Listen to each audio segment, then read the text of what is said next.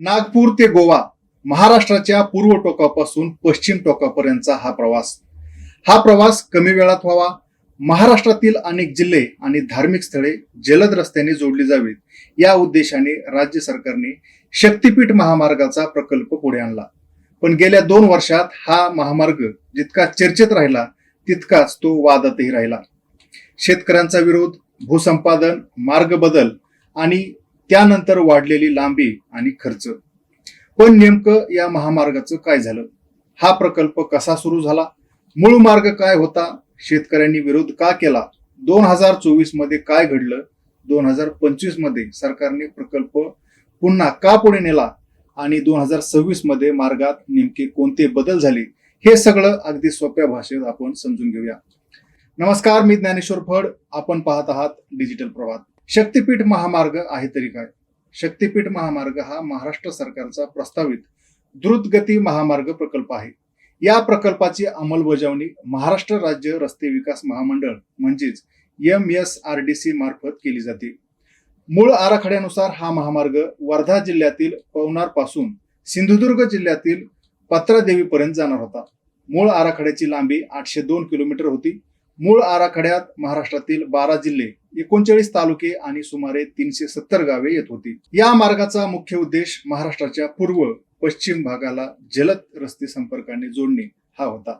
यासोबतच धार्मिक पर्यटनालाही चालना देण्याचा सरकारचा उद्देश होता. धार्मिक स्थळांशी महामार्गाचा संबंध काय? शक्तीपीठ महामार्गाला हे नाव देण्यामागे महाराष्ट्रातील धार्मिक स्थळांना जोडण्याची संकल्पना आहे.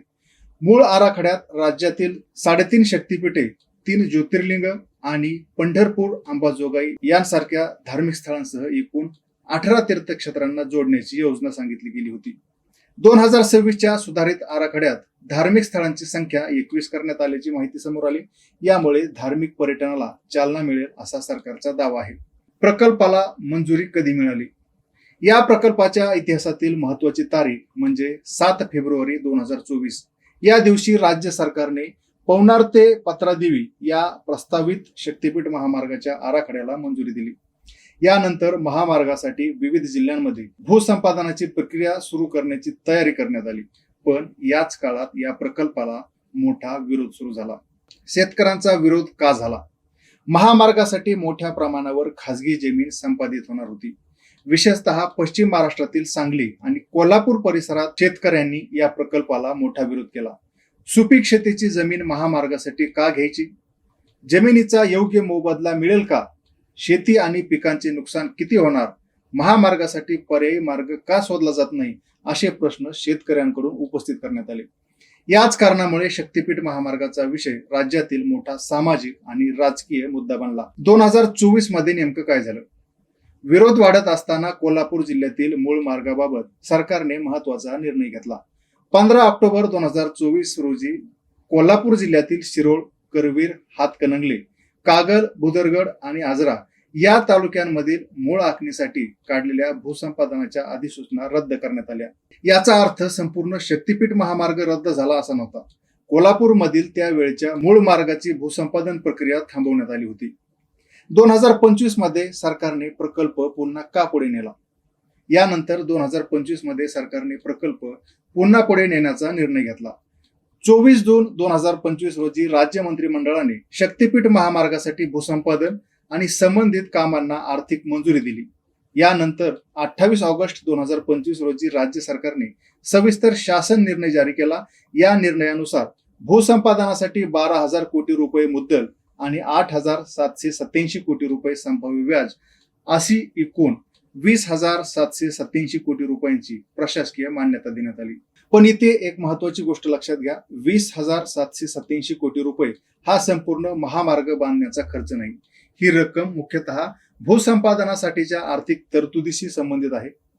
2025च्या निर्णयावेळी 802 किलोमीटरच्या मूळ प्रकल्पासाठी एकूण खर्चाचा अंदाज सुमारे 86,000 कोटी रुपयांच्या आसपास असल्याचे काही अहवालानुसार दिसून येते. हा मार्ग बदलण्याची गरज का पडली? कोल्हापूर आणि सांगली परिसरातील शेतकऱ्यांचा विरोध हा मार्ग बदलण्यामागील प्रमुख कारणांपैकी एक होता.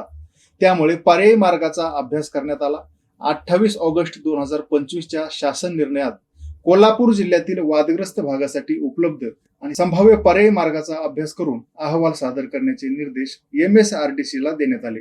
यानंतर सुधारित मार्गाची प्रक्रिया पुढे नेली. 2026 मध्ये मोठा बदल काय झाला?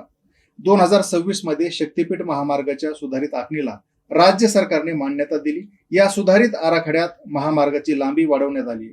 मूळ लांबी होती 802 किलोमीटर, सुधारित लांबी झाली 856 किलोमीटर, म्हणजे लांबीमध्ये सुमारे 54 किलोमीटरची वाढ झाली. सातारा जिल्ह्याचा समावेश. या सुधारित आराखड्यात सातारा जिल्ह्याचा समावेश करण्यात आलाय. त्यामुळे प्रकल्पातील जिल्ह्यांची संख्या 12 वरून 13 झाली. सुधारित आराखड्यात वर्धा, यवतमाळ, नांदेड, हिंगोली, परभणी, बीड, लातूर, धाराशिव, सोलापूर, सांगली, सातारा, कोल्हापूर आणि सिंधुदुर्ग हे 13 जिल्हे समाविष्ट आहेत. ताज्या भूसंपादन अधिसूचनेनुसार हा सुधारित प्रकल्प 40 तालुक्यांतील 409 गावांशी संबंधित आहे. मार्गात नेमके कुठे बदल झाले? सुधारित आराखड्यात काही भागातील मूळ आखणी कायम ठेवण्यात आली, तर काही भागांमध्ये मार्ग बदलण्यात आला. विशेषतः सांगली, कोल्हापूर आणि सातारा या भागातील मार्गात महत्वाचे बदल करण्यात आले. सातारा जिल्ह्यात गोंदवले आणि शिखर शिंगणापूर यांसारखी धार्मिक स्थळे जोडण्याची योजना पुढे आली. म्हणजे 2026चा सुधारित मार्ग हा 2024 मधील मूळ आराखड्यासारखा राहिलेला नाही. 2026चा सुधारित मार्ग कुठून कुठपर्यंत?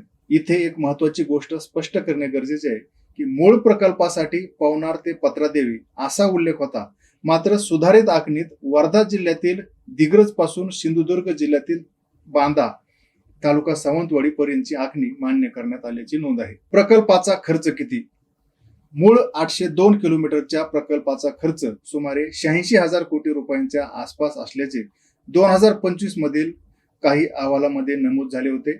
मार्गाची लांबी वाढणे आणि आखणीत झालेले बदल यामुळे 2026 मध्ये प्रकल्पाचा अंदाजित खर्च 1 लाख कोटी रुपयांपेक्षा जास्त होण्याची माहिती समोर आली.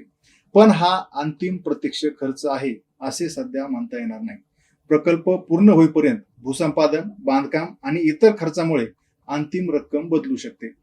आता ऑगस्ट 2024 रोजी प्रकल्पाची स्थिती काय?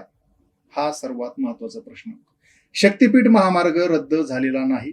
2026 मध्ये सुधारित आखणी पुढे नेण्यात आली आणि भूसंपादनाची प्रक्रिया प्रत्यक्ष पुढे गेल्याचे ताज्या नोंदीवरून दिसते. 9 जून 2026 रोजी शक्तीपीठ महामार्गासाठी 13 जिल्ह्यांतील जमीन भूसंपादनासंदर्भात अंतिम अधिसूचना जारी झाल्याचे वृत्त आहे. या प्रक्रियेत सुमारे 8,709 हेक्टर जमीन संपादित करण्याची प्रक्रिया असल्याचेही अहवालात नमूद करण्यात आले. तसेच 409 गावांपैकी 298 गावांमध्ये सर्वेक्षण करण्याची प्रक्रिया असल्याची माहिती समोर आली आहे. सध्या प्रकल्पाचा महत्वाचा टप्पा म्हणजे भूसंपादन, सर्वेक्षण आणि त्या संबंधीची प्रशासकीय प्रक्रिया. अजून संपूर्ण महामार्गाचे प्रत्यक्ष बांधकाम सुरू झाले आहे असे म्हणणे योग्य ठरणार नाही. मग शेतकऱ्यांचा विरोध संपला का? तर नाही. मार्ग बदलल्यानंतरही काही भागात शेतकरी आणि स्थानिक नागरिकांचे आक्षेप कायम आहेत. विशेषतः जमीन संपादन, शेतीचे नुकसान, मोबदला आणि काही भागांमध्ये पुराच्या संभाव्य धोक्याबाबत प्रश्न उपस्थित केले जात आहेत. 2026 मध्येही कोल्हापूर परिसरात शक्तीपीठ महामार्गाविरोधात आंदोलन झाले, म्हणून सरकार समोर अजूनही मोठे आव्हान आहे. भूसंपादनाची प्रक्रिया कायदेशीर पद्धतीने पूर्ण करणे, शेतकऱ्यांच्या हरकतींचा विचार करणे, योग्य मोबदला देणे आणि त्यानंतर प्रत्यक्ष बांधकामाच्या दिशेने पुढे जाणे. त्यामुळे आजची स्थिती एका वाक्यात सांगायची तर शक्तीपीठ महामार्ग रद्द झालेला नाही. मूळ 802 किलोमीटरच्या आराखड्यात बदल करून 856 किलोमीटरचा सुधारित आराखडा पुढे आलाय. सातारा जिल्ह्याचा समावेश झालाय. मार्गातील काही महत्वाचे भाग बदलण्यात आले आणि 2026 मध्ये 13 जिल्ह्यांमध्ये भूसंपादनाची प्रक्रिया पुढे नेण्यात आली. तर मित्रांनो, शक्तीपीठ महामार्गाची ही कहाणी फक्त एका रस्त्याची नाही. एका बाजूला सरकारचा दावा आहे की या महामार्गामुळे महाराष्ट्राच्या पूर्व आणि पश्चिम भागातील संपर्क वाढेल, धार्मिक पर्यटनाला चालना मिळेल, शेतीमाल आणि इतर वस्तूंची वाहतूक वेगाने होईल आणि राज्याच्या आर्थिक विकासाला मदत होईल. तर दुसऱ्या बाजूला शेतकऱ्यांचा प्रश्न आहे की विकासासाठी जमीन घ्यायची, पण त्याचा योग्य मोबदला काय? शेतीचे नुकसान कसे भरून काढले जाणार? आणि शक्य असेल तर पर्यायी मार्ग का नाही? म्हणूनच या प्रकल्पाचा पुढचा टप्पा अत्यंत महत्वाचा आहे. भूसंपादन किती वेगाने पूर्ण होतं? शेतकऱ्यांच्या हरकतीचं काय होतं? सुधारित मार्गावर प्रत्यक्ष बांधकाम कधी सुरू होतं? आणि अखेरीस हा महामार्ग नागपूर ते गोवा प्रवासाचा वेळ किती कमी करतो या प्रश्नाची उत्तरं पुढच्या काळात मिळतील.